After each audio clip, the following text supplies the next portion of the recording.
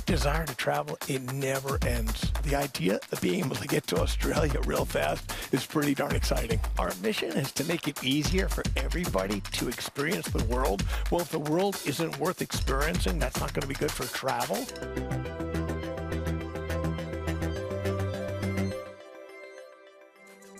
Welcome to The Big Question, a series from Euronews where we speak to some of the most influential people in the world of business. And today, I'm joined by the CEO of Booking.com, Glenn Fogel. Glenn, it's an absolute pleasure to have you with us on The Big Question. Thank you for joining us. Well, thanks for having me. Glenn, we have a lot to talk about, but first of all, in your view, is sustainable travel really possible, or is it just greenwashing? Sustainability is, first of all, it's critical for the future of our industry. You know, our mission is to make it easier for everybody to experience the world. Well, if the world isn't worth experiencing, that's not going to be good for travel. So we need to absolutely do our part, and we believe we are a leader in helping to create solutions for this. Small accommodation, they see some of the regulations, some of the issues of sustainability, they say, I can't afford that. Well, we do what we can in our part to help them understand how they can do things to actually make them more profitable and what steps they can do that are both good for the earth, good for the planet, and good for their bottom line. And we work with them to do that. I think it's very important.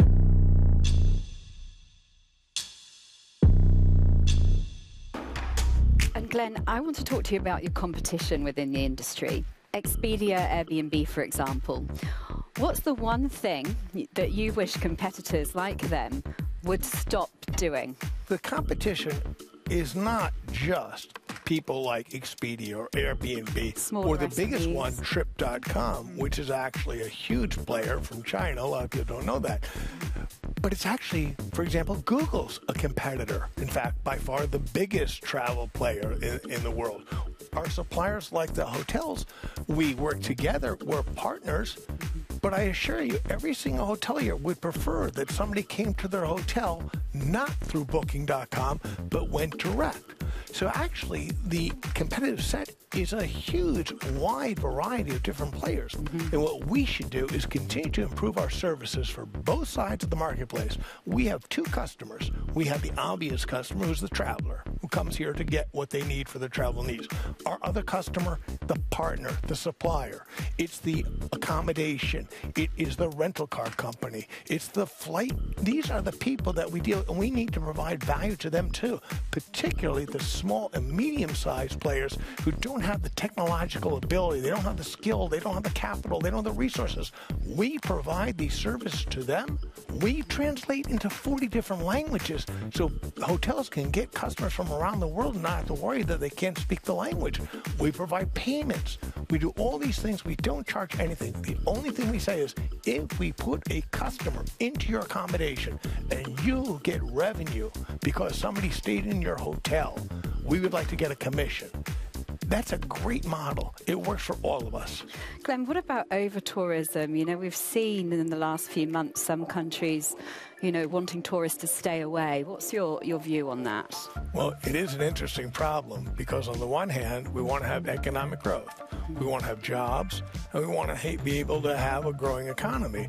On the other hand, if you live in some of these cities, and particularly in the summer high tourist periods, people say, wait a minute, this is crazy. I live here and I can't get around, so it's a balance. And this is something that a lot of the local governments are struggling with.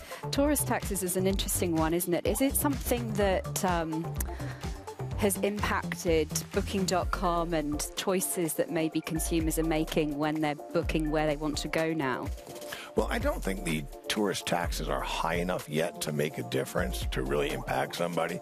If you're going to spend thousands of euros on a holiday and you have an extra 10 euros or 12 euros, or, you know, that's not going to make much of a change. But it is interesting. So I just recently went to a place far away from Europe. I went to the Galapagos. And to go there, it's a $200 US just to go in, that it goes directly to the government. Now, does that discourage people from going to the Galapagos? I don't think so. It's very expensive to go to begin with.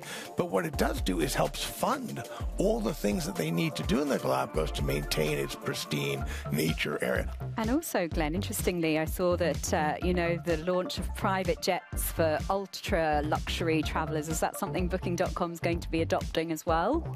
I said a little while ago, I said how we like to provide anything for who wants to travel.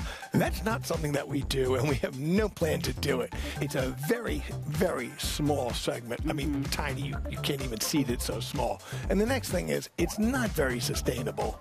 It's not a great thing. So that will not be an area we're going into.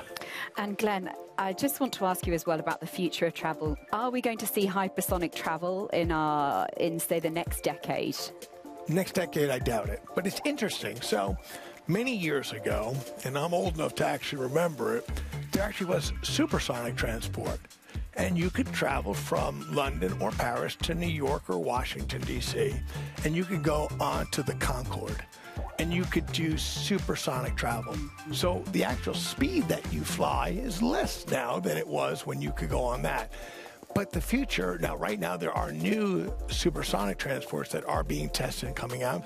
But what's really interesting in the future is not supersonic, but hypersonic. And where you actually are going into the edge of space.